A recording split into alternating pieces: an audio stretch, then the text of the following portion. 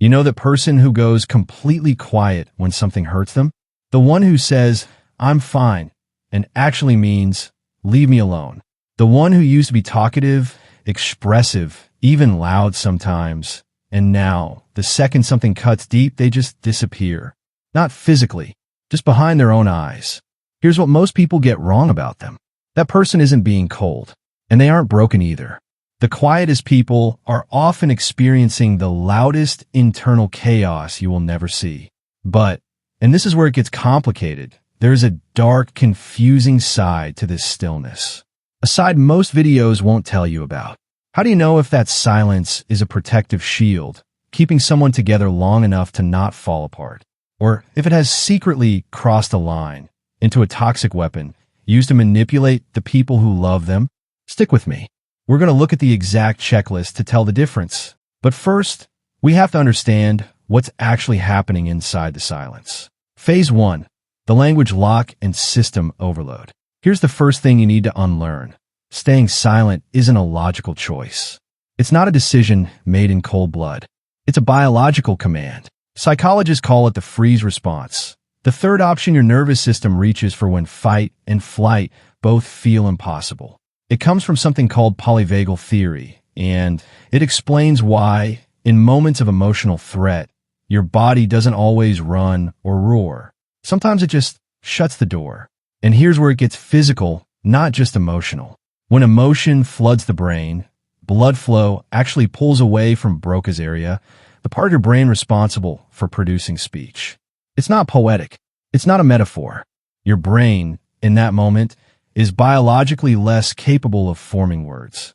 Translate that biology into a feeling, and it looks like this.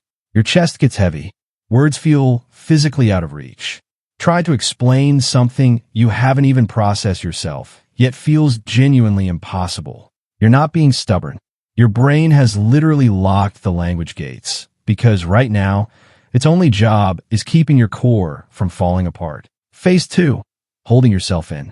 Here's the myth we need to kill right now. Stillness does not mean nothing is happening. If you could see inside the mind of someone who's gone quiet, it would look less like a shutdown and more like a marathon. This is the default mode network, the part of your brain responsible for self-reflection, going into overdrive. While the outside looks frozen, the inside is sprinting. Here's what that internal marathon actually sounds like. Did I cause this? What do I say next?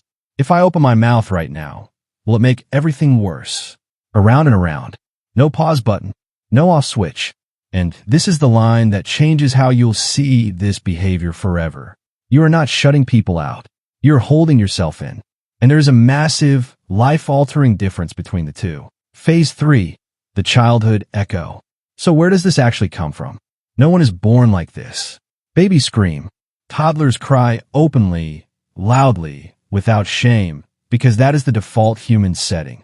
You got quiet because somewhere along the line, feeling out loud started costing you something. This is attachment theory, the work of psychologist John Bowlby, and it explains that the way we express pain as adults is rarely random. It was built, piece by piece, usually somewhere in childhood. Think about it like this. The child who memorized the exact sound of car tires hitting the driveway, just to check whether a parent was coming home drunk or sober. The child who measured a mother's anger not by what she said, but by how loudly a kitchen cabinet slammed shut. Those children learned something crucial, and they learned it fast. Being loud with your pain could make things worse. So the safest move, the smartest move, was to go quiet, to disappear into stillness until the storm passed. So hear this clearly. Your silence isn't a character flaw. It's a survival skill your younger self built to get you through the storm. But now, years later, the shield has fused into your skin. It doesn't know the war is over. Now, the promise from minute 1. Let's close that loop. Because here's the uncomfortable truth. Not all silence is healthy. And pretending otherwise does a disservice to the people being hurt by the other kind. There's a strict, definable line between someone quietly processing pain and someone weaponizing silence to control you. Emotional processing, green flags, goes silent to prevent saying something destructive, is actively analyzing internally, not shutting down out of spite. fully intends to return and talk once calm. This is holding the storm because they care enough about the relationship not to blow it apart in a moment of unfiltered pain. Red flags. Used intentionally to make the other person feel anxious, desperate, or guilty.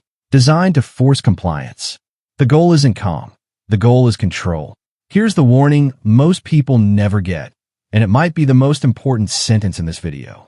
If you push, chase, and corner someone who is having a healthy, green flag freeze response, you can accidentally force them into a toxic, red flag retreat.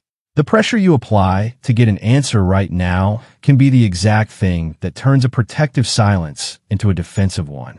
So, what do you actually do with this information? Here are 2 tools, one for each side of the silence. If you're the partner of a quiet person, stop chasing them from room to room. Every question, every just talk to me, every follow-up, it doesn't pull them out faster. It pushes them further in. Instead, offer patience without pressure. Try this line. I see you're overwhelmed. I'll be in the other room. When you're ready, I'm here. That single sentence does something powerful. It removes the threat without removing you. If you're the quiet person, you need a lifeline script, something to say before the shutdown fully takes over, while you can still find a few words. My mind is stuck, and I can't find the words yet. Give me 30 minutes to calm down, but I promise I will come back. This isn't weakness. This is a bridge. It tells the person who loves you, this isn't abandonment. This is a pause. And that one sentence can save both of you from a fight that was never really about tonight at all. So if you're someone who goes quiet when it hurts, hear this. Because you don't speak until you're truly ready. When the words finally come, they mean everything. You don't weaponize emotions. You say less, but you mean all of it. That isn't emotional unavailability. That is emotional integrity. But here's a question worth sitting with. What happens when someone does the exact opposite? Instead of going quiet, they lash out. In small, hidden, hard-to-name ways. To decode that side of human behavior, click on this video right here.